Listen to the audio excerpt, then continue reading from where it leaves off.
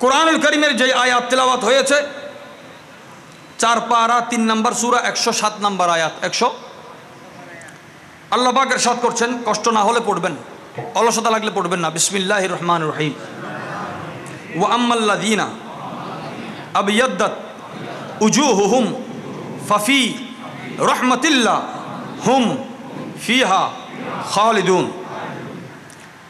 আল্লাহ পাক বলছেন, হাসরের মাঠে কিছু মানুষ উঠবে যাদের চেহারার আলোতে হাসর আলোকিত হয়ে যাবে। হাসর, সেখানে আল্লাহর রহমত থাকবে। কখনো রহমতের অর্থ নূর, কখনো নূরের অর্থ রহমত। আমার নবী নূরও রহমত, নূরও। আল্লাহ বলছেন হুম ফিহা খালিদুন, এই সমস্ত নেক বান্দারা জান্নাতে থাকবে আবাদুল আবাদ, চিরস্থায়ী জান্নাতি। সুবহানাল্লাহ। সাইয়্যিদুনা আব্দুল্লাহ ইবনে আব্বাস রাদিয়াল্লাহু তাআলা আনহুমা এই আয়াতের তাফসীর করছেন যে কার চেহারা আলোকিত থাকবে, তিনি বলছেন হুম আহলুস সুন্নাত ওয়াল জামাত। আহলুস সুন্নাত ওয়াল জামাত, যাদের কারণে আমরা চিনেছি। বাংলাদেশের 90% মানুষ কিতাব থেকে সুন্নি নয়, ওলি গোস কুতুব থেকে সুন্নি। কেউ চাইলে দ্বিমত করতে পারে। কিতাব থেকে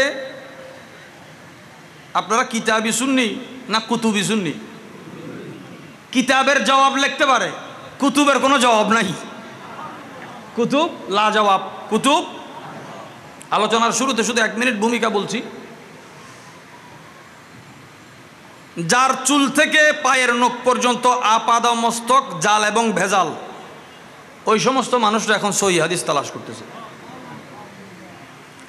নিজে কি? নিজে জাল ভেজাল, আর দলিল খুঁজে কি? সহি 2 প্রকারের। একটা মুহাদ্দিসদের কলমে, উম্মতে মুহাম্মদের চোখে, আলেমদের আদালত ও ইনসাফে সাক্ষীর কারণে সহি হয়। আরেক প্রকার হাদিস আছে যার কোনো সনদ হয়তো অনেক ইমাম ইবনে হাজার আসকালানির মতো মানুষের কাছে ওই সনদ নাই, কিন্তু ওনার 200 বছর পরেও একজন মানুষ হাদিস বর্ণনা করছেন। হাদিস বর্ণনাকারী এবং রসুল পাকের মাঝখানে কোনো ওসিলা নাই, সরাসরি নবীর সিনা থেকে বয়ান করেছেন। কোরআনুল কারীমের যে আয়াত তেলাওয়াত হয়েছে 4 পারা 3 নম্বর সূরা 107 নম্বর আয়াত 100 আল্লাহ পাক ইরশাদ করছেন, কষ্ট না হলে পড়বেন, অলসতা লাগলে পড়বেন না। বিসমিল্লাহির রহমানির রহিম। ওয়া আম্মাল্লাযীনা আবিয়াদ্দাত উজুহুহুম ফাফি রাহমাতিল্লাহ হুম ফিহা খালিদুন। আল্লাহ পাক বলছেন, হাসরের মাঠে কিছু মানুষ উঠবে যাদের চেহারার আলোতে হাসর আলোকিত হয়ে যাবে। হাসর, সেখানে আল্লাহর রহমত থাকবে। কখনো রহমতের অর্থ নূর, কখনো নূরের অর্থ রহমত। আমার নবী নূরও রহমত, নূরও। আল্লাহ বলছেন হুম ফিহা খালিদুন, এই সমস্ত নেক বান্দারা জান্নাতে থাকবে আবাদুল আবাদ, চিরস্থায়ী জান্নাতি। সুবহানাল্লাহ। সাইয়্যিদুনা আব্দুল্লাহ ইবনে আব্বাস রাদিয়াল্লাহু তাআলা আনহুমা এই আয়াতের তাফসীর করছেন যে কার চেহারা আলোকিত থাকবে, তিনি বলছেন হুম আহলুস সুন্নাত ওয়াল জামাত। আহলুস সুন্নাত ওয়াল জামাতের চেহারা আলোকিত কেমন হয়?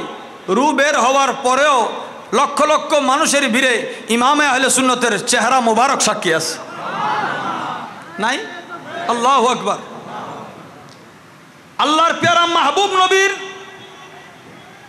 চেহারা মুবারকের নূর যেই চেহারায় পড়ে, এই চেহারা অন্ধকার থাকতে পারে না, অন্ধকার থাকতে পারে না।